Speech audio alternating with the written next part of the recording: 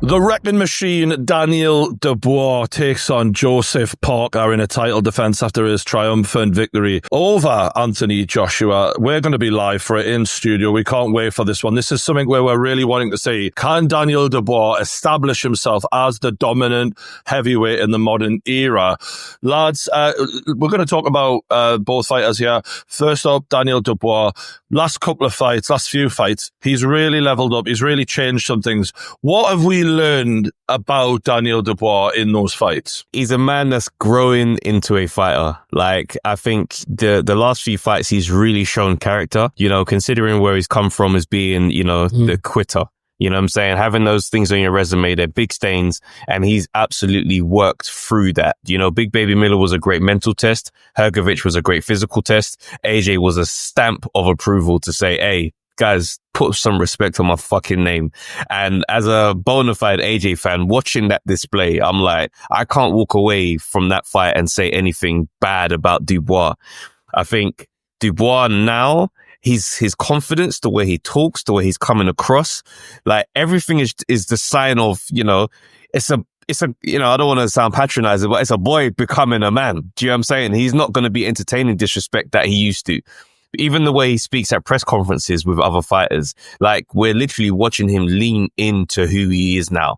Now, I think on the resume and all that type of stuff, I still think he needs another AJ type performance to cement it. Otherwise, it is a good night. Do you see what I'm saying? It was just a good single night at the top level, and then you're now one of the guys again. But as it stands now, the stock is riding high for a good and very clear, valid reason. So the thing that really impressed me was that before the AJ fight, we were all talking about the amount of right hands he took in that Hrgović fight. When it was time for him to take some shots, I mean, he took them very well, but equally his guard wasn't great. He was getting lit up a little bit here and there. And that was a telling sign of, well, what will AJ do? AJ never got started. He never gave AJ a chance. And I think we've seen like Dubois' ability to follow a game plan. You could tell, you know, his coach had said, AJ likes to feel his way into a fight. He doesn't like pressure. So we need to get on him from the fucking get-go. And within 5-10 seconds, he hits him with that right hand as he's up against the ropes. And I don't know if AJ ever recovered from that. And he just stayed in his face the whole time, aggressor. He was constantly the aggressor. And when AJ tried to get back into the fight, he was like, nah, I'm not letting you do that. No way. Aside from that, you know, right hand that he took right at the end. So I think Dubois having that mental strength questioned early on, as you've said, mate, is grown him into a champion mentality type of fighter of, I don't want to even let you get in the fight anymore. And that's something that I think Joseph Parker is really going to have to overcome. If he's going to win this fight, he's going to have to kind of stamp his authority and ride that, you know, early pressure out. And in the later rounds, his technical ability, which I think a lot, I don't know, let me know after I finish this, lads, but the technical ability of Parker, a lot of people are saying if he can override that first 4 rounds-ish, may be a deciding factor. What do you think, KG? I had to look at Parker's fight against Zhilei Zhang, right? And he goes down twice, and he goes down early. What Zhilei Zhang doesn't have on his side is just age and stamina, really. Like, he just can't fight for that long. He's explosive early, but it kind of fades away. What you're dealing with is a whole different monster in terms of, well, we've seen how quick Dubois can start, and Dubois can take someone for a surprise, as he did AJ. Dubois needs that early quick start, and he's heavy-handed. Now, when we look at the data for Parker, we're saying, well, yes, he's a technical boxer, he's really quick, but then I feel that he needs time he grows into a fight. We almost saw him with Dillian, and he grows into a fight late sometimes. His power isn't exactly as devastating as Dubois, so he's not going to like catch you early on like that. There you go. But I don't know if there's not like saying a belief thing, but you start to see, you know, like that tribal element of him where he starts to really feel, okay, it's time, I can do it now. Remember when Dylan was calling him a coward and saying, you're not this guy, you're not this guy. I do think the way he was moving around in Riyadh, you feel like he is finally connected with this side of his mind that says, you know what, early attack, they need to understand me right away. The only problem is, this guy that we seen fight, this guy that fought AJ, that took him out, really, has only got more confident. And it's not like he's got more confident, he's taking an eye off it and he's maybe, you know, playing up and has become a celebrity. He's training just as hard. He's just as locked in. He's going to places saying, well, not only this fight, I'm also thinking about the next fight. That's why I'm saying I want my revenge. I need I want this. I want that. This man is totally dedicated. I think the power's a big problem. I think the speed's a problem. And I think Joseph Parker's, if he can keep him off him, which I don't think he can do, I think he's getting to him early. I think it's going to be similar type devastation. It's going to send a real message to the boxing scene that this Dubois here. The last defeat we've seen, Joey, for Dubois was the Usyk fight. And Usyk, I wouldn't say Joe Parker is a like for like to Usyk, but Joe Parker can do some things that Usyk can do. He is a clever, technical fighter. He's got good speed in both his hands and his feet previously, but that sometimes does wear down as the fight goes on. But what will Parker look at in that fight and go, I can do that? What do you reckon? Joseph Parker will be the man, definitely out of the last three, that's going to have the quickest hands and the most ability to be able to land cleanly on Daniel Dubois. You look at Jarrell Big Baby Miller, right? We were talking a lot about the weight differential between Tyson Fury and Alexander Usyk, and I understand it because Usyk boxed at cruiserweight and whatnot, smaller man coming up, whereas the height disparity isn't too much between Parker and between Dubois and Jarrell Big Baby Miller, but there was 96 pounds between the two of them, something like that. He was able to come through that. That was the first sort of test for him. I'd actually say the next two were the mental tests for Dubois, because you got Hrgovic, who by all accounts bashed him up in the gym, and some people you speak to say he bashed him up. Some people you speak to say he rendered him unconscious in the gym. And AJ obviously was a sparring partner of his too. He came through that. I think that when I look at Joseph Parker, out of all three men I've just named, I think that he is going to be the one that has the ability to land flush on Daniel Dubois and do it from early the most. And when you look at the amount of right hands he took against Hrgovic, it's hard to think that anyone's going to be able to replicate that, but Joseph Parker will be able to replicate that. Joseph Parker's got very, very fast hands. Now, not the only, but a big difference between himself and Usyk. You say that, KG, but Usyk isn't that concussive. And it got to him eventually. Now, Usyk is obviously a level up from Joseph Parker, I'll admit that. The main difference I would say here is we speak about Joseph Parker having very quick feet, right? He does have quick feet, but being quick-footed and fleet-footed are two different things. Usyk will box fleet-footed, and he did so to an extent against Daniel Dubois, where the feet kept moving, and that can just be so hard for a fighter. Keep having to readjust, keep having to go again. Joseph Parker will stand and wait a lot longer. You saw it against Zhilei Zhang. You saw it against Joe Joyce. What he'll do is he'll get backed up, he'll wait, and he'll throw that right hand. Now, the problem that he had against Joe Joyce, for example, was he'd throw that right hand, Joe Joyce would eat that right hand, and then he would come back. Zhilei Zhang, he was able to throw that right hand and then maneuver his way out against Zhilei Zhang. And that comes down to the fact that Zhilei Zhang is not a good finisher when he has his man hurt, right?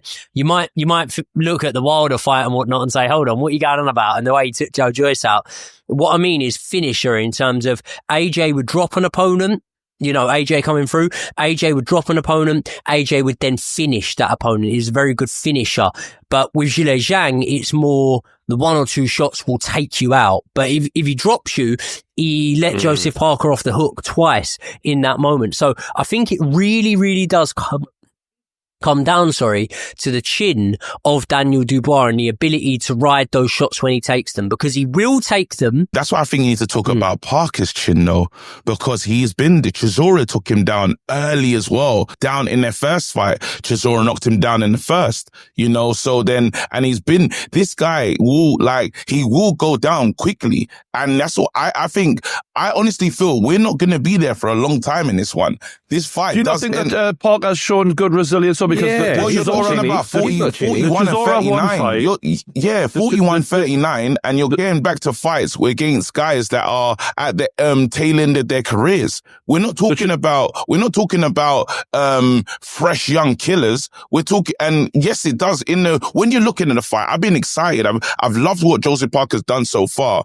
But then this is going to be a real live opponent that's not going to tire. That's not what we always say about Joseph Parker is when it gets to the late rounds, he can pick him off and get serious. Well, is Dubois going to get tired in the late rounds? Or is he just going to get outboxed? Are you not just saying it's going to be outboxed and he won't be able to get to him? I thought that Joseph Parker showed that he had a good chin against Andy Ruiz. I thought he showed he had a good chin against Anthony Joshua. I thought he showed he had a good chin against Dillian White, despite being dropped. That was a left hook that was knocking plenty of heavyweights out at the time. And I also think to go, 11 rounds with Joe Joyce. I'm not making excuses for Joseph Parker here, but he's openly come out and stated that he was ill in the week of the fight and whatnot. I believe that, by the way, lads. When you watch that fight back, Joseph Parker, there's one thing about Joseph Parker's career. He doesn't look knackered early on in fights. He looked wrecked. By round 2, he looked tired in that fight. So I think that he probably wasn't 100% actually on that one. That could come down a little bit to relentless pressure, and that's something that Daniel Dubois has definitely learned to be able to do. So maybe we'll see that replicated. But at the same time, I don't question Joe Parker's chin. What I question is in the more dangerous fights, right? He can be very standoffish. Now, we speak about the job he did on Deontay Wilder, He didn't really start doing a job on Deontay Wilder until about 6-7 rounds in when he realised, you know what, this guy ain't got nothing for me, right?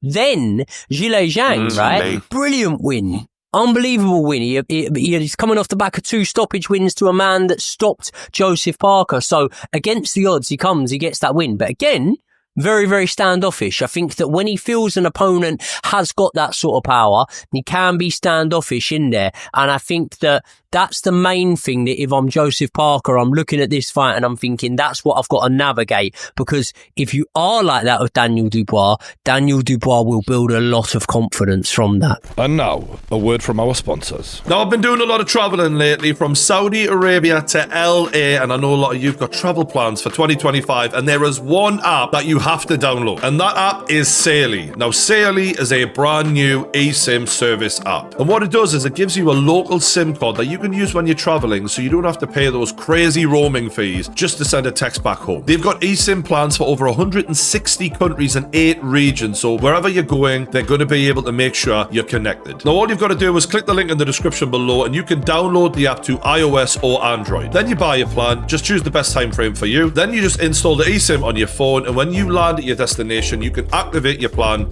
instantly. And with Saily, your eSIM only ever has to be installed once, so after each trip, you can turn the eSIM off, and then when your next one comes along, you buy a new plan for where you're going, switch your eSIM back on, and boom, you're back in business. And what I love about Saily is that when I went to LA, the eSIM for them was actually faster than the hotel Wi-Fi. And obviously when I left the hotel, I didn't have to worry about not having any Wi-Fi and all of that nonsense because I was constantly connected. So what you're waiting for, get sorted for your next trip away by clicking the link in the description below and downloading Saily now. Just go to saily.com/paingame and use the code PAINGAME. That's all block capitals, all one word, to get 15% off your first purchase. And a big thanks to Saily for keeping us connected on our travels. But for now, enjoy the video.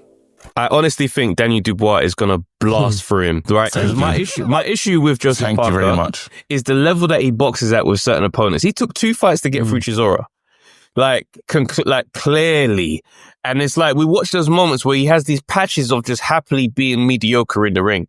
And he's not been in there with a live dog for a while. And it's like, in hindsight, people used to say that about AJ's resume, as you say, okay, cool. After the loss against Usyk, you've had some good touches, but these are not live dogs. And I was just like, yeah, but he's going to blast through Dubois. And the minute he was in there with this animal rushing him, throwing big shots, not getting deterred by the stuff that's coming back his way, you started to see, wait a second, he's not really reacting well to this.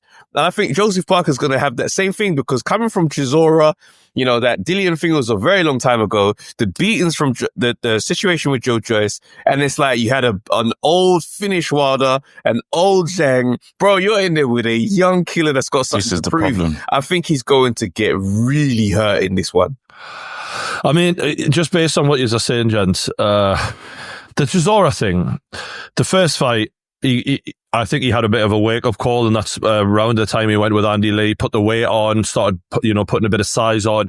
In the second fight, I thought he fought quite well, actually, against Chisora. And we see Chisora, he's a pain in the arse to fight for anyone. Even Usyk didn't look great against him. So I think that's slightly harsh. But I see your point about the stamina thing. Like, if I'm to look at Deontay Wilder, who was extremely gun shy by comparison to the Tyson trilogy, and then Zhilei Zhang, who can connect, but like Joey said, isn't the best finisher. He doesn't have the gas tank to go and get you out of there. If you take the kind of shots you did in the Zhang fight against the Daniel Dubois, it's a matter of time before the shock and the water catches you again. Like, he's going to have to be perfect, in my opinion. He's going to have to start. Who needs to raise their game more? It's easily Joseph Parker. Exactly. He has to start quickly and show experience. But then the only thing that is hard to understand with that is, I don't think Dubois gives a damn about what you're on, because he's got his own plan in his mind, and it's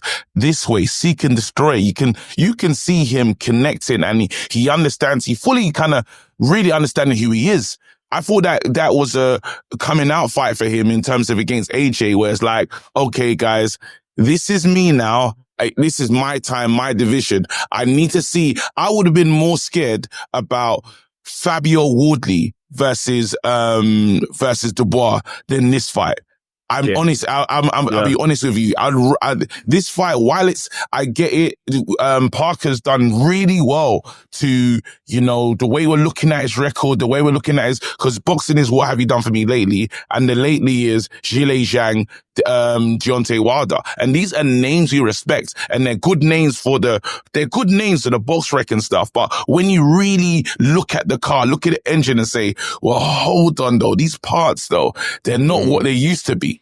That Deontay... Is it just me, lads, or does Joseph Parker at 33 feel older? Because he's had 15 fights, I think, more than Daniel Dubois. It's a 6-year age gap, and like facially, but in the ring, it doesn't feel that way. I don't know. As much as I said I believe Dubois is going to run through him, I do think there is a very simple way for Joseph Parker to win against Dubois, because I don't think that Dubois is... You see, when you've had experiences of the past, they're little demons in the shadows at this point. If you can reenact some of those experiences for him on the night, put him under significant pressure, significant bad rounds back to back, bro, you might be able to see a man that might look for his way out that we've seen from him before. Because once that's in you, it's the stigma, it's in you. So if he can kind of push him to a point where it's just like 2-3 bad rounds, he's hurt him significantly. Daniel Dubois hadn't even made his pro debut when Joseph Parker had his first world title fight. In boxing years, Joseph Parker feels like he's been around the block, and that could benefit him. That could benefit him massively in terms of having been in with these names now. But the problem is this: Dubois done it now as well. Dubois done it now as well. Dubois been in there with Hrgovic, with AJ, with Miller, with Usyk, with Joe Joyce. You know what I mean? And Dubois has not only come of age in, the ring, he's come of age outside of the ring. Dubois has learned a lot about his character, and I think that he's picked up on the fact that the public very much now engage with that character, and I think that that's another sort of positive energy that he has going into this fight. I had a chat with him, and you're feeling like that championship arrogance a little bit from him. Like, even AJ didn't really show a lot of that and he'd reigned forever, and Daniel's only just got the belt, and he's got a bit of swag about him, and I like it a lot, because I want to see our champions confident, dominant. But sometimes it could be a little bit, you can have a big win And I kind of go back to when Conor McGregor was first made. He beat Jose Aldo in 13 seconds. He thought he was untouchable. He thought he was going to run through everyone. And then he fought Nate Diaz, and he fought him with such arrogance and recklessness that he got humbled because he didn't appreciate the level in front of him was actually a serious test. And we've seen Daniel Dubois, bypassing this fight and like, I got this. Don't worry about this. I'm going after Usyk. I'm getting in the ring with Usyk now. Is Daniel Dubois capable of beating himself in this fight? Very much so. We saw it with Andy Ruiz. He's an experienced fighter himself. Do you know what I mean? It can happen to anybody. That first taste at the big table. We've seen Dubois coming out of his shell. Do you know what I'm saying? I don't think it's to the point where I'd be concerned. Do you know what I mean? We saw Andy Ruiz put on a bunch of weight, partying everywhere, jewelry and all that type of stuff. He was enjoying too much. Whereas Dubois, he's enjoying himself a lot in boxing spaces. Yeah. He's in the gym doing interviews. He's at media workouts doing interviews. He's at fights doing interviews. These are not parties and nightclubs. What about him overlooking, though, for doing the Usyk thing? I think that was more orchestrated by Frank. Do you know what I'm saying? I think like they orchestrated that to kind of get him back into the big show. But I don't think his nature is the type where he's going to be complicating things. Do you know what I mean? One thing we see with him is that he's a very simple, one at a time type thinker. So, no, and Frank knows. I think that we can all see it. What you love kind of answered the question in this one. You're asking Parker to start quick and to force him backwards. You're asking Parker to be someone that he's never been. You're saying, hey, go out there and dominate him and then take his belief away from him. And when have you seen Parker do that? Parker builds belief as the fight carries on and he's still alive in there. So for this to work, you have to see a brand new Parker. And they know one thing for sure is, as he said, let's go now. That's the energy of Dubois. And he will, from the first round, he's on him. Quite often, I'm now seeing him putting up pictures of his sparring partners and whatnot. And firstly, I don't really know any of them. Secondly, the ones that I do know are like Solomon Dakers, people like that. And again, this can be very easily countered by the fact that we haven't seen Joseph Parker post who he's sparring. You'd have an idea being in with Andy Lee and the kind of Sugar Hill setup and whatnot, what guys he might be sparring. It might be similar sort of guys to those that Tyson Fury's had in camps before, but you wouldn't doubt that the level of sparring would be quite good. And some of the level of Daniel Dubois sparring that I've seen, I'm like, okay, there could be two ways of looking at this. You could really not be sparring anyone that replicates your opponent all that well, or you could be lining up 5-6 guys at a time to come in, give you 2 rounds, and most of them aren't even surviving that, and you're going in there with bad intentions for a demolition job, which if he is, and he has the gas tank to sustain it, which he's showing that he does. We all saw him on the treadmill doing sprints fucking 48 hours. I asked him about that, lads, by the way. I asked him when we so for those who don't know, we seen him in Saudi the first time we went to Saudi, and he was in our hotel, and we were all like, fuck me, we didn't realize like the build on this guy. Like, you see him a big person, but in real life, he is a mountain and he's chiseled from stone. And like a matter of like 2 days before fight night, he's belting out lengths on that treadmill. And you're like, should he be training this hard a matter of 2 days before a fight?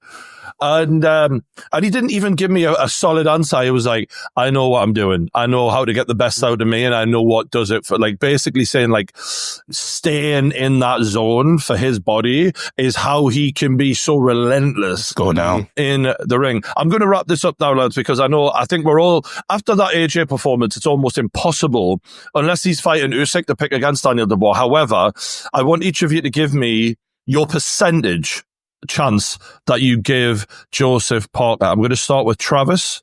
30%. That's pretty solid. Joey? 45. Big confidence there. What are you saying, KG? I'll give him 10%. Yeah. Okay, then. That's really... So this is the thing. If Joseph Parker wins, you're going to be in a state of shock. I look like Travis at the AJ fight. The suit's coming off again. I look like Travis. I wouldn't understand it. Brian, what's your percentage?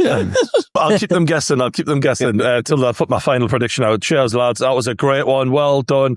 We will see us live Saturday night for the big fight. The reactions will all be happening on the Pain Game YouTube channel. Link for the pay-per-view is in the description below. Catch us on the next one.